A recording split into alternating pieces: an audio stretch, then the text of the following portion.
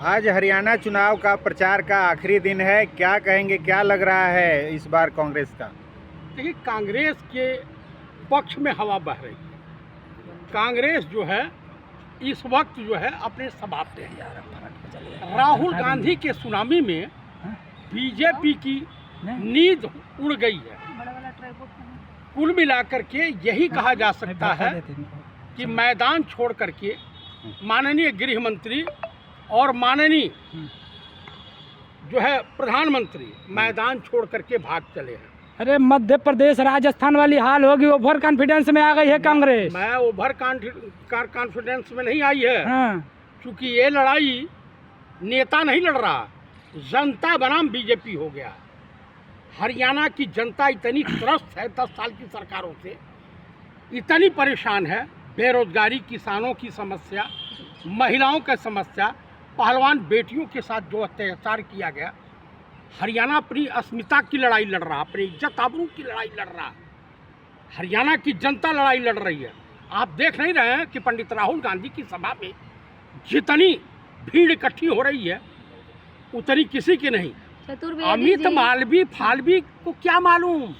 राहुल गांधी भाषणों में बोल रहे हैं जलेबी कंपनी में बनती है। आपको समझ नहीं आ रहा? राहुल गांधी अमित मालवीय इसको लेकर के ट्वीट कर रहे हैं कि जलेबी कंपनी में नहीं बनती है। बालक बुद्धि। अमित मालवीय बैल बुद्धि हैं, गधा बुद्धि कहिए। उस खबीस की औलाद को उसको ये नहीं पता कि राहुल गांधी के कहने का अभिप्राय ये था कि ये जलेबी का इतना बड़ा विस्तार हो, ये कल कारखानों में तब्दील हो जा, ये उद्योग धंधे में तब्दील हो जा। जहाँ 200 आदमी काम कर रहे हैं वहाँ 10,000, 25,000, 50,000 लोग काम कर रहे हैं। ये विदेशों तक जाए तो जब इतने बृहद मात्रा में लोगों को रोजगार मिले, उनके कहने का अभिप्राय ये था।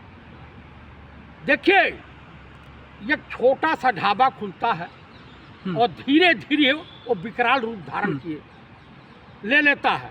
अमित मालवीय जो हैं या बीजेपी के जितने टूल किट वाले हैं, गौरव भाटिया प्रवक्ता है, वो भी बोल रहे हैं। गौरव भाटिया, अरे उसका बाप खुदा सपा में था, दलाली करता था, बाद में राज्यसभा बनाया गया। सपा वाले दलाल पालते हैं क्या?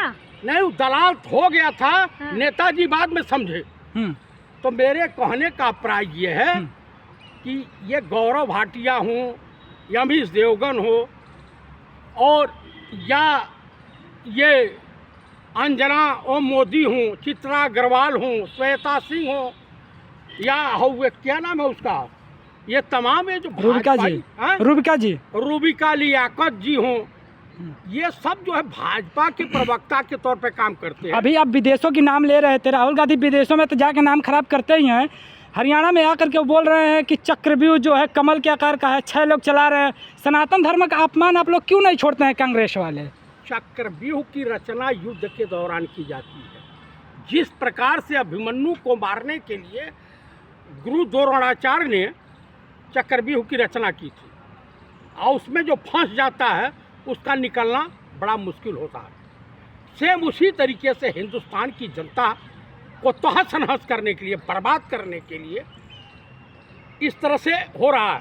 आप मुझे बता दीजिए कि यही ई रिक्शा दिल्ली में बंद हो रहे हैं, जुगाड़ टेक्नोलॉजी वाले, इससे कम से कम 10-15 लाख परिवार बर्बाद होंगे।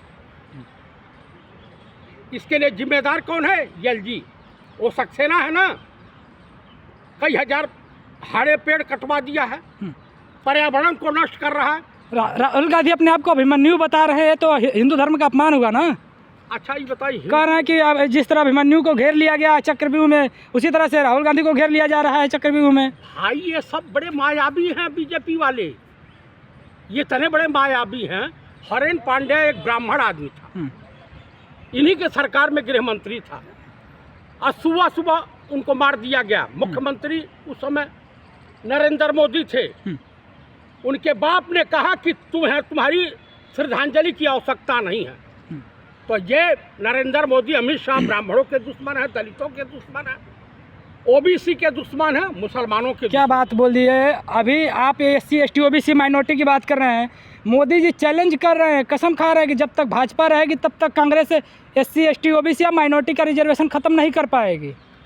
ये झूठ बोल रहा है। इसने सारे मंच से कहा था आरक्षण को मैं चाहता हूं कि समाप्त हो जाए। कुल मिला करके ये इसी का बयान है। अभी तो कह रहे हैं ना प्रधानमंत्री मोदी की प्रधानमंत्री मोदी हाँ। की बात और गधे की बात दोनों बराबर है। अभी तो प्रधानमंत्री की गारंटी कि कोई गारंटी माने कांग्रेस नहीं आरक्षण लगती। खत्म करना चाहती है। हाँ?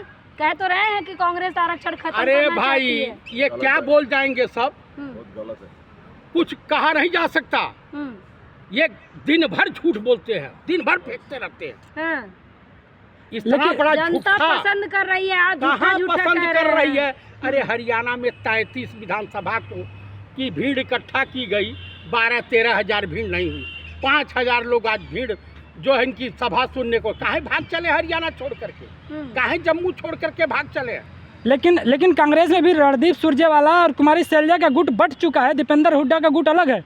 कैसे एक करेंगे उनको? राहुल गांधी खुले मंच से बोल रहे हैं कि दो शेर आपस में लड़ गए हैं, पार्टी टूट गई है ना। देखिए पार्टी टूटी नहीं है कहीं, सब लोग इकट्ठा हैं, एक छत्र के छतरी के नीचे हैं। ये बीजेपी की भाषा मत बोलिए, बीजेपी प्रवक्ताओं की भाषा मत बोलिए।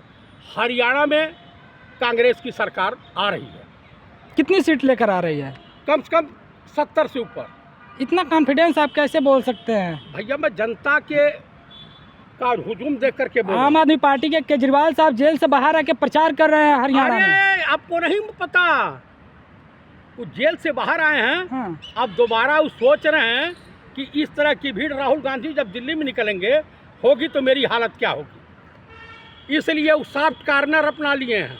देखिए कांग्रेस को पंजाब में खत्म किए थे आम आदमी पार्टी आप ने। सुन लीजिए, हाँ। पंडित राहुल गांधी ने साफ मंचों से कह दिया था कि बसपा ये रावण की पार्टी, जेजेपी और लोक दल या तमाम छोटे दल या निर्दल जितने हैं, इनका रिमोट कंट्रोल बीजेपी के हाथ में है। यानी सब भाजपाई एजेंट के तौर पर, भाजपा की बी टीम के तौर पर काम कर रहे हैं। वहाँ की जनता समझदार है, समझ चुकी है कि हरियाणा का भला, हरियाणा का विकास कैसे हो सकता है, कौन कर सकता है। तो उनकी आस्था पंडित राहुल गांधी में है, कांग्रेस में है, हरियाणा की जनता जनार्दन की आस्था। अच्छा, कहीं आपको मध्य प्रदेश और छत्तीसगढ़ की तरह ओवर कॉन्फिडेंस तो नहीं हो गया है? नहीं, मैं आपको बता और जब गिनती हो तो पासा पलट जाए। मैं आपको बता दूं, ये ईवीएम में खेला करेंगे। बीजेपी चाहती है कि कांग्रेस 50 से 55 सीट हो और 10 सीट हम उसमें 1000, 500, 2000 से हरवा दें। तो उसका जो प्रभाव पड़ेगा ये आ जाएंगे 44-45 पर। 44-45 पर आ जाएंगे तो बीजेपी खरीदने में माहिर है। ईडी और सीबीआई का डर दिखा करके तमाम निर्दल और लोगों को टांग लेगी। आप बताइए, जेजेपी से समझौता करा दिया। देखिए चुनाव आयोग इनके इशारे पर काम करता है, ये तो सत्य है।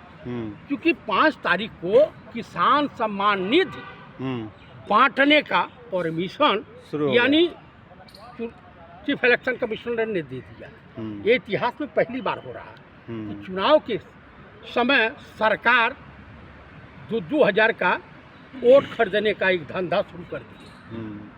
लेकिन वैसे जो इनके पार्टी में बगावत हुई है बीजेपी में, क्या बात कर रहे हैं? वसुंधरा राजे सिंधिया भावी भाजपा की राष्ट्रीय अध्यक्ष हैं, जो अमित शाह की जानी दुश्मन है।